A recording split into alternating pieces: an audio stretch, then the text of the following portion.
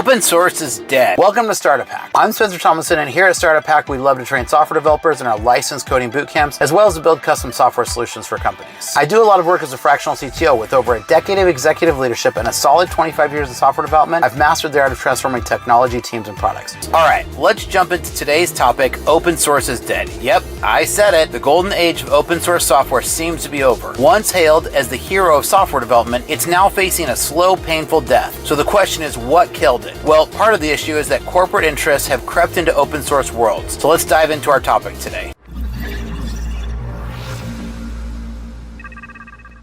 Alright, so what's killing open source and what's making this big change? So what was once a community-driven effort has become commercialized, with companies prioritizing profits over collaboration. One major example of this shift is how large companies use open source software without contributing back. They take from the pool of freely available code but don't give much in return. Think about this like a potluck where everyone brings food, except now most people are just showing up empty-handed. This creates an unsustainable model. Developers who pour their hearts into open source projects end up burned out, especially when they see corporations reaping the rewards without any compensation. Now, to be fair, some companies still support open source projects, but it's not what it used to be. The heart of open source community, collaboration, shared innovation, it's fading. Look at what's happened with license like HashiCorp and this controversy. Companies are changing the rules to protect their own interests, making it harder for developers to freely use and share code. The open source dream is being twisted into something unrecognizable. So another nail in the coffin is the financial sustainability of open source. Developers need to eat, right? For years, people have contributed their open source in their free time, driven by passion. But passion doesn't pay the bills. These days, many developers find themselves forced to take on corporate jobs or find other ways to monetize their work. Open source has gone from being a labor of love to a side hustle, and that's where things start to break down. So speaking of side hustles, make sure you go back and check out our old videos because we have hundreds of free coding samples absolutely for free, so go check those out. Now, we can't ignore the slow evaporation of the FOSS, or free open source software, and the surplus that's given. That surplus was a huge reason open source thrived. Developers had time, energy, and a shared belief that they were making something for the greater good. But with the tech world evolving so rapidly, developers are spread really thin. Instead of building a sustainable ecosystem, we're seeing fewer new contributors and more burnout. This decline in active participants is yet another reason that open source is gasping for air. Some are going to argue that open source is still very much alive. And sure, it's not completely dead, but it's definitely on life support. Big companies like Google, Microsoft, and Amazon say they support open source, but now if you look much deeper, much of their support is more about controlling key open source projects to serve their own interests. Open source has become less about community and more about control. A good example of this is Microsoft with Linux. For years, they despised Linux, and then they began to embrace it, and surprise, look at it, here we have Azure, which largely uses open source. So the fact that we're seeing companies pivoting away from fully open license is telling. We're opting for hybrid licenses that protect their business while offering some level of openness. It's a compromise, but it's not what open source was meant to be. This shift dilutes the open source ethos. Developers no longer feel the same sense of freedom and creativity that once came with contributing to a project. It's as if the magic is gone. Now, and let's talk about security issues. Open source once was praised for its transparency. Anyone could audit the code and fix bugs. But today, open source projects are often underfunded and understaffed. The Heartbleed vulnerability in OpenSSL showed us how dangerous it is to assume that open source projects are automatically secure. With fewer eyes on the code, vulnerabilities slip through the cracks, leading to massive security breaches. The trust in open source has been shaken. So now another challenge facing open source software is the rise of SaaS, or software as a service. Why would you download and maintain an open source tool when you can just subscribe to a managed service for a small fee? The convenience of SaaS is killing open source adoption. Most users don't care if the tool is open source as long as it works and someone else is maintaining it. This trend towards SaaS has changed the game, leaving open source behind as more of a relic than a solution for today's needs. So the death of open source also means fewer opportunities for junior developers to cut their teeth on real-world projects. In the past, contributing to open source was a way to build a portfolio and gain experience. But with corporate dominance and fewer active open source projects, these opportunities are drying up. It's a huge loss for the next generation of developers who won't have the same chance to dive into meaningful code contributions. But hey, maybe this isn't the end, and maybe I'm being a little doomsday, but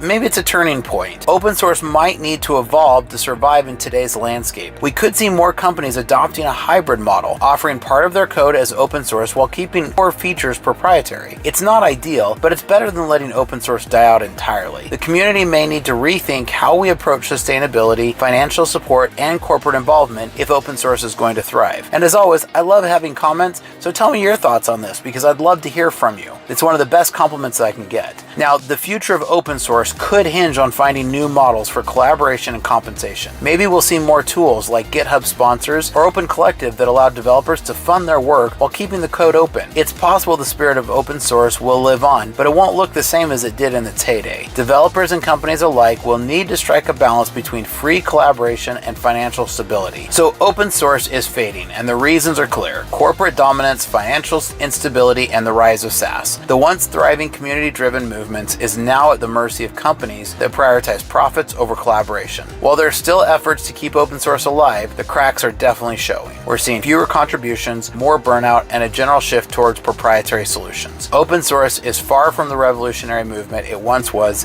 back in the GNU days, and it may need to evolve to survive in the modern tech world. Now, what are your thoughts? Do you agree? Do you disagree? I'd love to have a great discussion, so make sure to leave a comment down below, and make sure to like and subscribe. Here at Startup Hack, we love to train software developers in our licensed coding boot camps. So reach out because we'd love to help you. If you want to learn to code, we can largely get most people applied for through the government and help get your tuition covered. So check out startuphack.com and reach us at info@startuphack.com because we'd love to help you out. And we'll catch you guys next time.